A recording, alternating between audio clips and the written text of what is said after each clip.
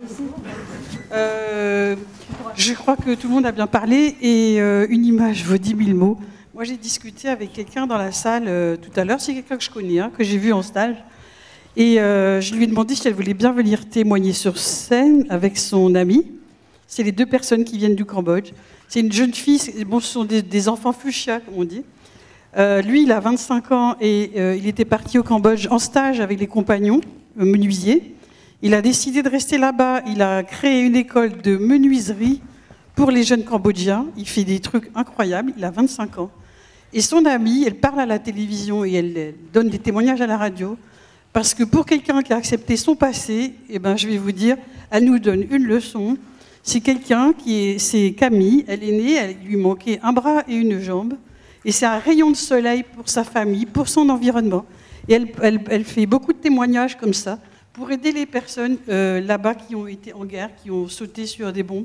Et elle leur donne de la joie. Et puis, moi, je lui ai demandé si elle voulait bien témoigner. Et elle est très contente. Au contraire, elle souhaitait que ça, pour qu'on prenne du recul aussi par rapport à nous, notre passé. Voilà quelqu'un qui a accepté le sien. Je peux te laisser parler ?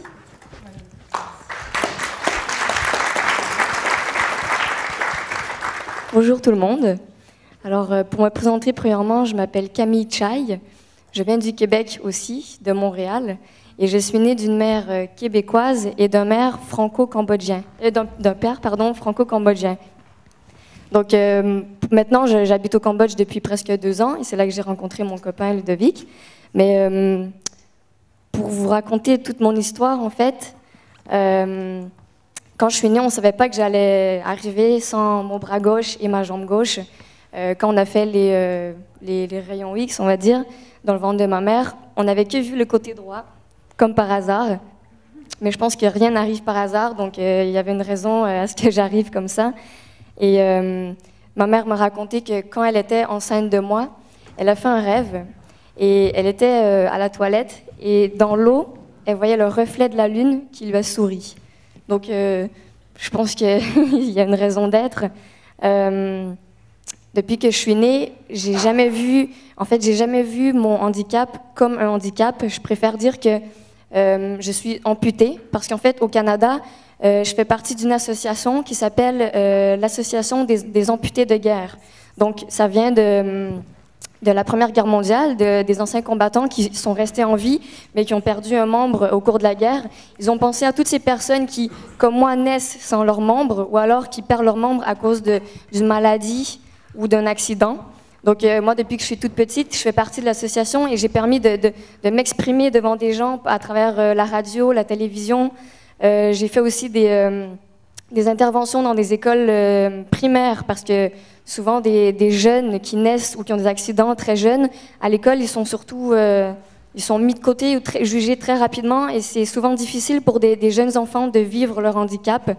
Donc moi, je me dis que je suis venue ici, que je suis sur Terre aujourd'hui parce que j'ai quelque chose à faire, c'est sûr. Je pense que c'est encourager les autres, puisque moi aussi, j'ai été encouragée. Je pense que le fait qu'on peut bien prendre une situation comme la mienne, ça vient au début des parents. Comme on disait, c'est 9 mois avant qu'on vienne au monde, pendant qu'on est dans le ventre de notre mère et tout, on reçoit des énergies. Je pense que j'ai reçu des bonnes énergies. Et quand on est petit, on n'a pas grand-chose à en faire, donc c'est vraiment mes parents qui m'ont encouragée. Mais après est venu un âge où c'était à moi de prendre mes propres responsabilités, et c'est moi qui ai décidé de continuer à rester sur cette belle énergie et cette envie de vivre, cette joie de vivre. Donc moi, en fait, ma philosophie de vie, ça a toujours été, je me suis toujours dit, si tu veux, tu peux. Tout le monde connaît cette phrase, et c'est vrai que si on l'applique, ça fonctionne très très bien. C'est sûr que quand j'étais jeune, mon handicap a aussi eu des côtés négatifs et très positifs aussi. Mais c'est sûr que le fait d'avoir un bras en moins, une jambe en moins, je vais me fatiguer plus souvent, je peux marcher moins vite ou moins longtemps. Et ça m'a permis j'ai tellement rencontré de gens qui avaient envie, quand ils me voyaient, ils se disaient « Waouh, elle a une histoire, moi aussi j'en ai une, est-ce que je peux aller lui raconter ?» Puis comme ça fait un échange. Et chaque fois, j'ai eu des échanges super beaux. Je me dis, si j'avais pas été comme ça, j'aurais jamais eu la chance de rencontrer toutes ces personnes. Et souvent, quand j'avais des petits problèmes, on va dire, qui était rien du tout en fait.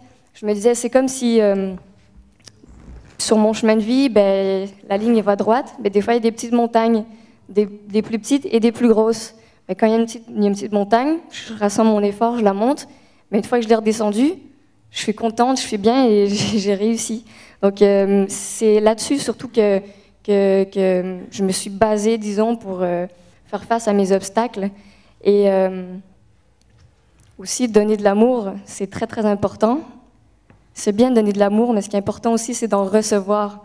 Et moi, je me dis que la première façon par laquelle on peut commencer, c'est de sourire. Parce que sourire, c'est notre façon de communiquer. C'est tellement facile, c'est gratuit. Quand on sort dehors, on va prendre une marche, on va faire les courses ou dans le métro. Il y a tellement de gens qui se croisent et qui s'ignorent alors qu'ils sont juste à côté. Puis ils pourraient tellement communiquer quelque chose pendant... Ça ne serait jusque 2 secondes.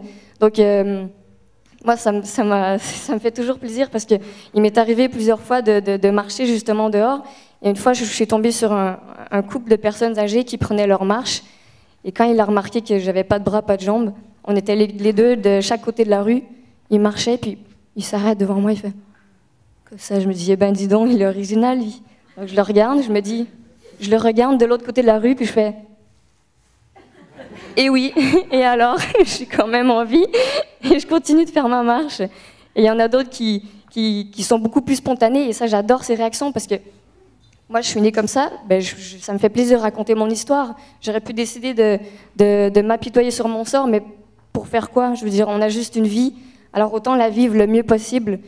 Arrêter de s'arrêter sur des idées négatives et essayer de plus penser au positif.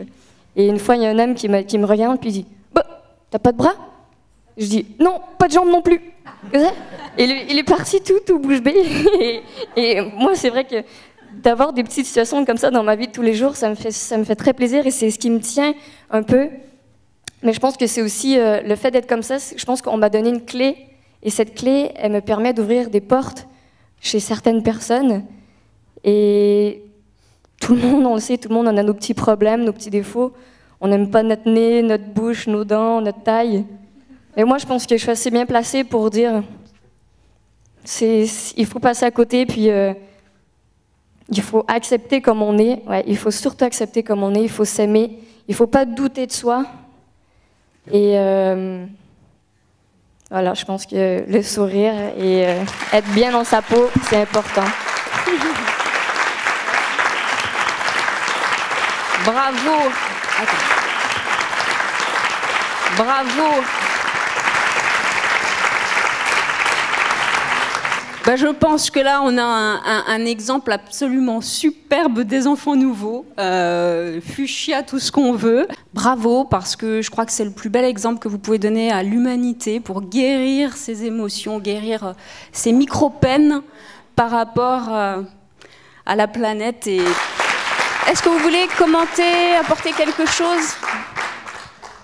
Votre regard par rapport à sa propre vie? Sur le fait de vivre avec Camille, c'est vrai que ça m'a permis d'avoir une autre vision. C'est vrai qu'avant la rencontrer, je me plaignais de peut-être un peu mon physique ou des petits défauts qui étaient des petits riens en fait. Et c'est vrai que j'ai pu vraiment m'accepter et voir la vie sous un nouveau jour grâce à Camille, grâce à sa joie de vivre au quotidien. C'est vraiment impressionnant. Et c'est vrai que des fois, je suis même étonné de ce qu'elle fait mieux que moi, alors que moi j'ai mes 2 mains, mes 2 jambes. Et des fois, c'est vraiment ouais, c'est fou. Et c'est vraiment un plaisir au quotidien. Et c'est vrai que, comme Eugénie disait, on habite au Cambodge maintenant. Et la vie est complètement différente d'ici. On est venu pour 2 semaines en France. Et c'est vrai que c'est un réel choc pour nous. C'est perturbant, en fait. Vraiment perturbant de revenir après 2 ans là-bas. Et la vie est complètement différente. Il y a une réelle difficulté, une réelle pauvreté qu'on vit au quotidien. On est vraiment sollicité dans tous les sens. Et c'est vrai qu'il nous permet de voir les choses vraiment différemment, d'avoir un autre regard sur les gens, un autre regard sur les choses, de se dire que on est là, c'est au quotidien. Je veux dire, tous les intervenants nous l'ont bien expliqué pendant ces 2 jours, que c'est au ce moment présent qu'on peut faire les choses, qu'on peut prendre conscience des choses et qu'on peut faire avancer. Et allons-y, quoi. Perdons pas de temps, vraiment. Il y a des gens qui en ont besoin, il y a des gens qui ont besoin de notre aide. Il y a tout à faire, donc voilà. Bravo.